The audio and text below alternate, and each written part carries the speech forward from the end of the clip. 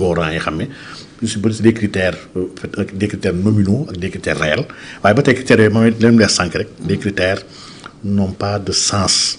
chez nous en réalité. Comme le déficit ak yooyu. waaw vraiment ils n'ont pas sens dëgg-dëgg économique man vraiment jox ma ko léegi nag aujourd'hui li ñu bëgg a def kon en 2027 mooy ñi nga xam ne ñoo nar a pare régler problème inflation ak nangam en tout cas sur le critère de l'inflation. kon dëkk yi nar a pare mooy dëkk UEMOA yi ndax UEMOA dañoo tàmm depuis 1962 nous sommes ensemble. dañoo am benn discipline budgétaire bi xam ne dañu ko tàmmal suñu bopp depuis France donc ñun vraiment on a un critère de moins 3% bi xam ne tous les pays le respectent Sénégal bi sax mu ngi à 1,4 foog naa si mois ba trimestre bi passé donc pour dire que inflation amul dans la zone. lii nag lu muy tekki bu dee pays UEMOA yi ñooy dem ECO ndax ñooy pare bu pays UEMOA yi demee ECO nan la ñuy demee ci ECO bi ndax du changement au CFA rek. bu dee dañoo war a dem ci éco boobu régime de change bi ci éco boobu ban régime de change la on l'a pas réglé on a trouvé un nom nag c'est vrai trouver nom yomb na waaye am un régime de change y a 13 régimes de change possibles 13 effet bi moom 8 la jàpp ni moom la nekk ñun ñuy yëngu ci wàllu économie monétaire régime de change yi xam nañ ne régime de change bu zone CFA nekk sax baaxul ndax y a ce qu'on appelle des régimes rattachés mooy premier type de régime yi régime yooyu caisse d'émission yi sañu bokk régime parité par rapport à une devise ci la bokk Sénégal moom lay dund parité par rapport à l'euro ñun on est toujours on est désavantagé chaque fois que l'euro s'apprécie par rapport au dollar ñun saa ñuy def du commerce par rapport ak l'Asie ak les Amériques ak yëpp on est désavantagé xam ne euro daf ñuy poser préjudice. daf ñuy pénaliser ñu. parce que on a un arrimage fixe avec l'euro. lii de grands spécialistes sur la question avaient travaillé ba gëm ni il nous faut une parité mixte waruñu am fixité par rapport à une devise waaye ñoom ils avaient réfléchi sur un panier. ñu mel ni professeur Ibrahima Thiam ci la bokk maa ngi koy nuyu bu Université Thiès ñoom professeur Babacar Sène c'est qu'il y a beaucoup de gens yoo xam nañ ni euro bi aujourd'hui ça se justifie plus il nous faut aller vers benn panier de monnaie. L'idée de la monnaie flottante défendue par le Niger. waaw y a des parités flottantes ce qu'on appelle les parités flottantes tam si parité la bokk mais beaucoup plus chez les pays émergents. donc coow li mooy ñun ban régime de change mooy régime bi gën ci éco boobu on l'a pas terminé. on parle de régime yoo xam ne warul fixe en tout cas du nekk euro mais après cela leen lu bëri leerul on ne parle pas de la banque centrale on dit simplement que la banque centrale c'est le type fédéral mais type fédéral lan lay tekki il y a quelque temps ci ginnaaw defoon naa benn waxtaan di wax ni la banque centrale américaine la Fed est une banque privée mu am benn waaye dana économiste la nag moo tax ma ne Sénégal li dafa dangereux Sénégal nga gis ko xamul dara dug di tontu ki nga xam ne li mu gëstu ci mbir boobu genn wàll gëstuwu ko kooku génn dama yow te da ngay jaay xam-xam waaye banque fédérale Fed bu États-Unis banque publique la États-Unis ko moom bon daf ma jàpparee ma ne may jarul ma koy tontu ndax la Fed elle est vraiment privée le système de la banque centrale américaine c'est 12 banques yoo xam ne yëpp des privés ñoo ko moom lenn moo public mooy le bureau of engraving and printing bi nga xam ne moo nekk Washington te mooy defar dollar bi loolu c'est public États-Unis ko moom par rapport à ce dollar là mais la Fed elle est privée et le dollar wax dëgg yàlla c'est une affaire d'État ndax chaque fois ma ne gars yi le Secret Service aux États-Unis ñaari mission kese la am protéger le président ak veiller sur le dollar nga xam ne kon monnaie kon lu extraordinaire la ñun fii rek ñoo oyofal monnaie jàpp ni monnaie amul solo donc kon le système de banque fédérale bi ñu war a doxal bu dee dañuy may dëkk bu nekk mu am sa propre banque centrale man jàpp naa lu am solo lay nekk. et lii def may ubbil nag beneen buntu mooy li ma jàpp ni mooy li gën te boobu ba léegi maa ngi ciy bind ci wax dama gëm ni éco bi suñ ko defoon une monnaie commune ouverte moo gën muy nekk une monnaie unique. la monnaie unique dafa am ay limites. baaxul suñu économie man def naa gëstu pour xool 15 pays bu ñu demoon vers l'éco naka lay demee en faisant des projections pour xool ñan ñoo ci gën a gagné jàpp naa ni gis naa ni Sénégal du bokk ci gagnant yi ndax dans une union monétaire surtout dans un espace bi xam ne qui n'est pas une zone monétaire optimale le CEDEAO c'est pas une zone monétaire optimale donc vraiment les pays dañoo ute. ñii sont des pays à revenu intermédiaire ñii c'est des pays moins avancés. ñii c'est des pays super endettés. donc vraiment tolloowuñu. sous-développé très endetté. Nigéria dayoo bu mu am. tolloowul ak ay Gambie ak vraiment tolloowuñu. maa ngi fàttaliku yenn études yi ñu doon def sax yoo xam ne day gis le PIB de la Gambie en tant que dëkk. PIB am ci 24 heures la ko déjà liggéey moom. lu Gambie di liggéey en 1 an déjà da koy liggéeyam ci benn jour. waaw l'écart est énorme. nga xam ne kon ñaar ñooñu soo ne dañoo war a bokk monnaie. mais c'est problématique ñi tolloo ñu doole. donc kon aujourd'hui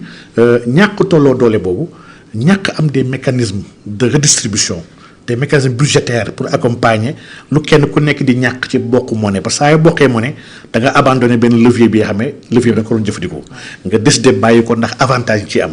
est-ce qu'on a réfléchi sur les avantages yu ñu war a am au niveau de la zone régionale non on n'en a pas réfléchi. Vraiment on est dans un type Union européenne maanaam bokk une monnaie commune yem ci et loolu vraiment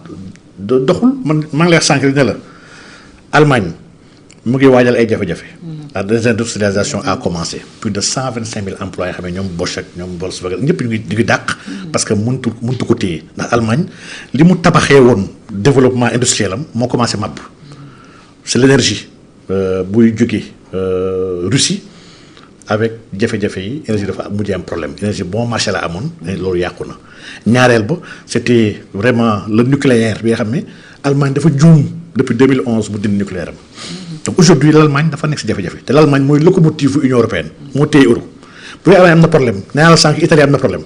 Italie mu ngi à 138% du PIB France ko ëpp jafe-jafe. waaw kon euro mi ngi ci danger. euro man dama gëm ni décennie bii di ñëw euro dina jeex loolu laa gëm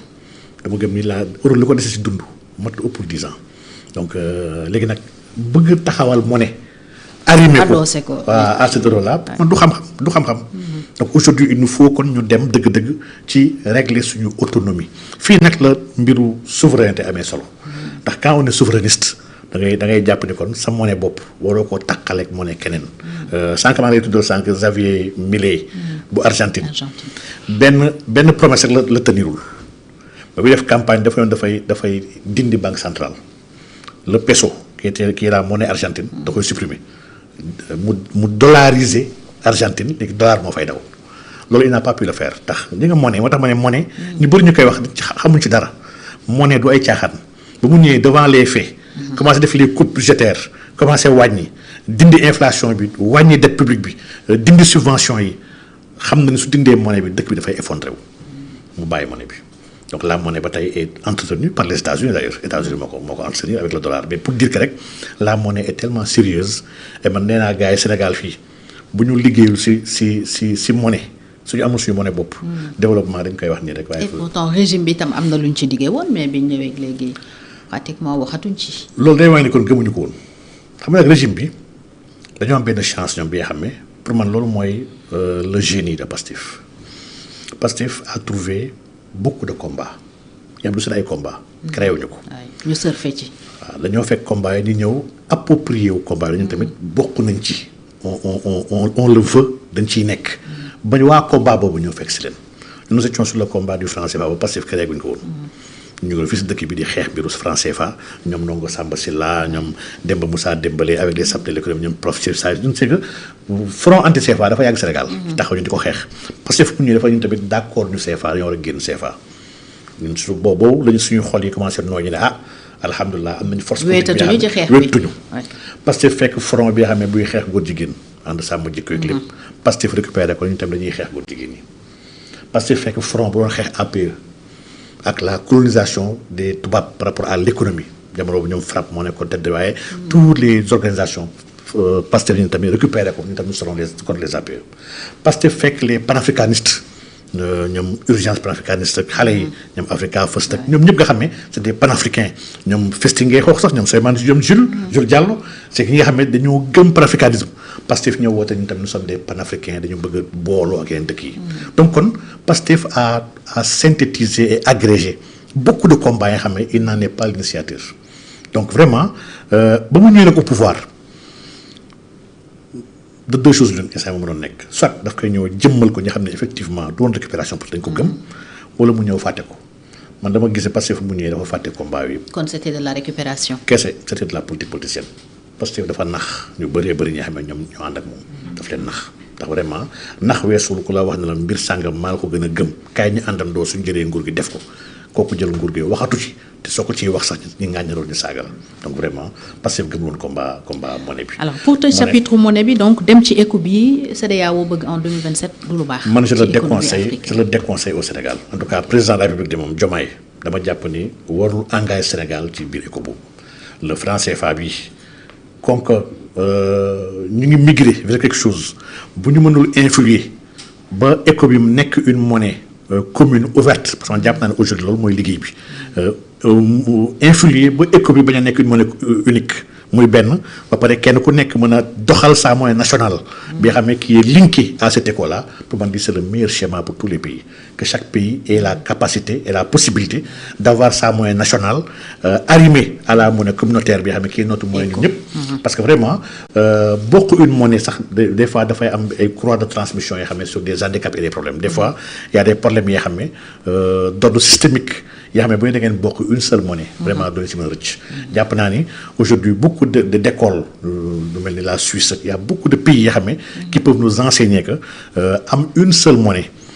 pour la résilience d'une économie ak même pour la diversification de l'économie vraiment jafe-jafe la donc la monnaie on doit avoir beaucoup de monnaie dans l'espace nous sommes dans l'ère actuellement des monnaies technologiques yoo xam ne mu ngi ñëw avec les bitcoins ak toutes les monnaies yoo xam ne des crypto-monnaies nous sommes à l'ère des monnaies sociales environnementales des monnaies yoo xam ne avec des missions non marchandes pour régler des problèmes yoo xam ne ponctuels dans les communautés maanaam ce mix monétaire là sera très important bu ñu bëggee tabax un développement bi nga xam ne qui est réellement endogène un développement réellement endogène il faut ñu jaar foofu taux de croissance yi di traduire la réalité économique alors réalité réew mi tam mooy